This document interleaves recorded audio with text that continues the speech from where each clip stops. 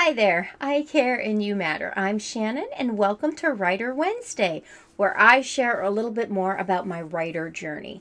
And, well, to be honest, it's not really about writing this week as much as it is about creativity, because honestly, that's where you need to start as a writer, getting your ideas, figuring out what you want to write about, where it's going to go, who the characters are going to be. And I was realizing that while I'm really grateful for the little 6x6 closet turned office space that I've created, I also realized it's difficult for me to be creative in this space, mainly because this is where I work. I am a curriculum writer too. That's my bread and butter job, and I've been doing that for over 16 years now.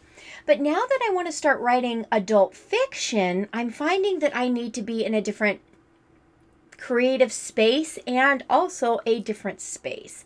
And to be completely fair, to be completely honest, I'm grateful because even in the 6x6 closet, this is my husband and I, this is the walk-in closet for our bedroom that I converted into a little office space. I have both my computer station, which is just a sit-stand desk with a 2-monitor setup. That's what I'm looking at right now. And behind me is my little analog area where I just have a blank desk with pens. Oop, there it is right there. Pens and pencils. Paper right here on my horizontal files here. It's great. However, staring at the wall wasn't exactly creative, or at least it wasn't making me feel creative. Wasn't getting my creative juices flowing. And I am reading a book right now. I'm going to link this below because I am loving this book. This is called Steal Like an Artist, and I read it years ago. And I recently found another copy of it for $1.99 at my local thrift store, and so I thought, I love it so much, I want to. And so I'm keeping a copy. This is my copy that I usually keep on my bedside table, and I read a little bit in the morning and at night.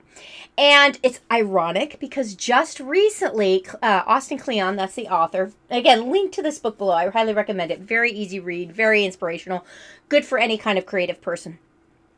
But he talks about the importance of having both a digital workspace, because you can't get away from that. We all need computers to do our creative work these days, or so it seems. But he also talks about the importance of having an analog workstation. And in this book, he shares a picture of both of those areas for him. And it got me thinking, we have an area in our house that is a formal dining room, but we're not formal people, so we don't even have a dining room table in there.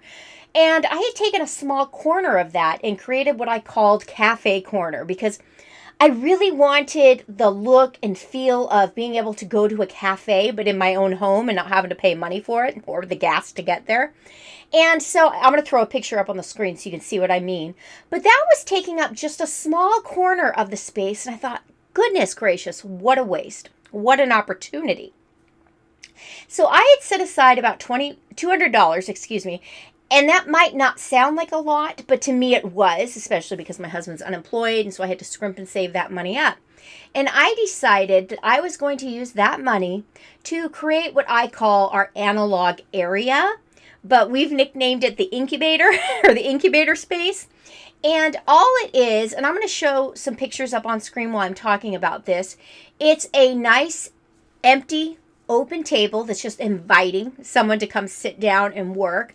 A bookshelf where I've put books on the writing craft, on creativity, books I want to read, books that I find inspirational, as well as just little pretties. But also one of the key things that I have on the shelf there is a caddy. And that caddy includes everything from index cards, both lined and plain.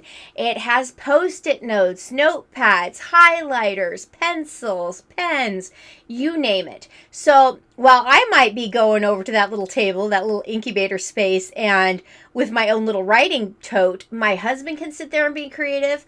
Our son can go sit there to read.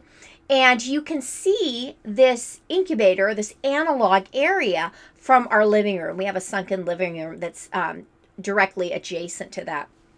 So whenever we sit in the living room to look at the TV, we see that incubator space. And it's warm and cozy and looks out on one side to our backyard, to the big tall sliding glass door.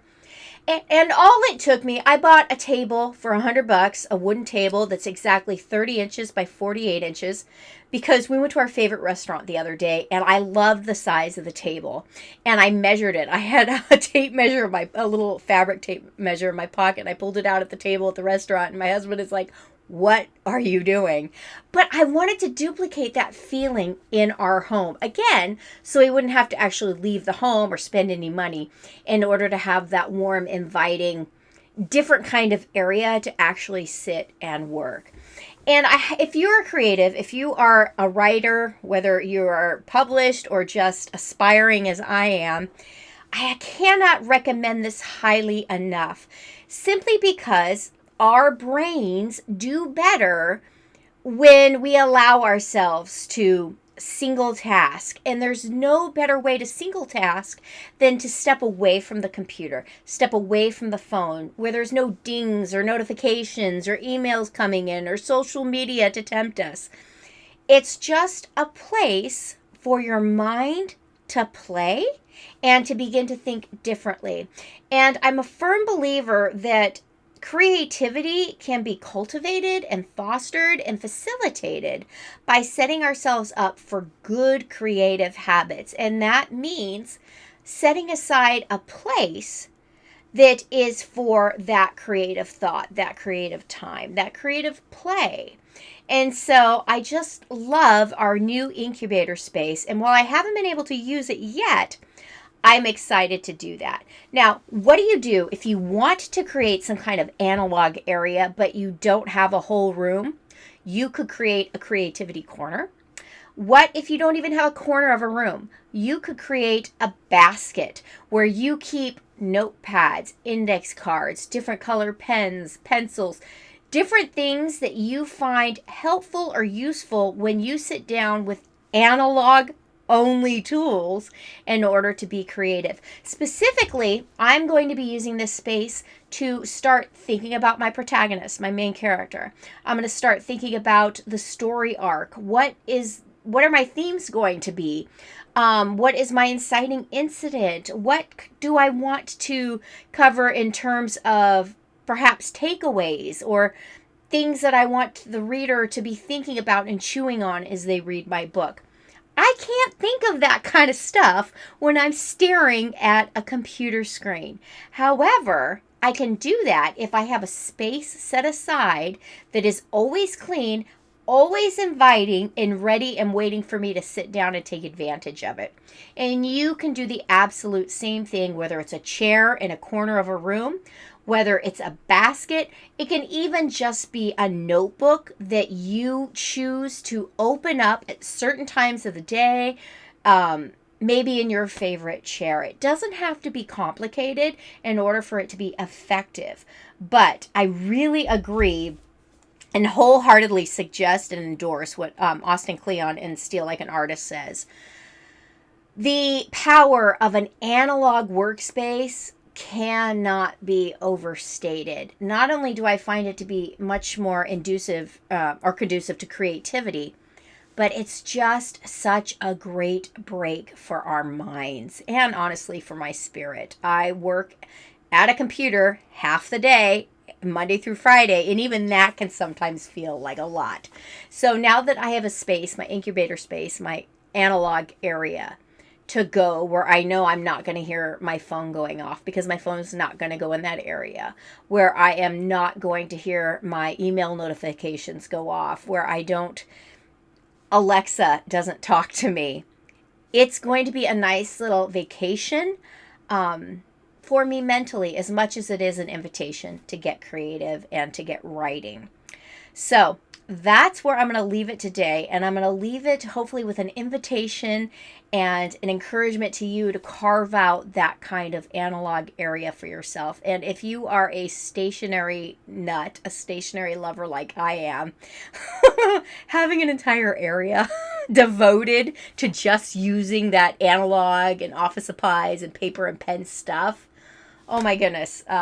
Talk about Toyland candy shop, couldn't be better for me.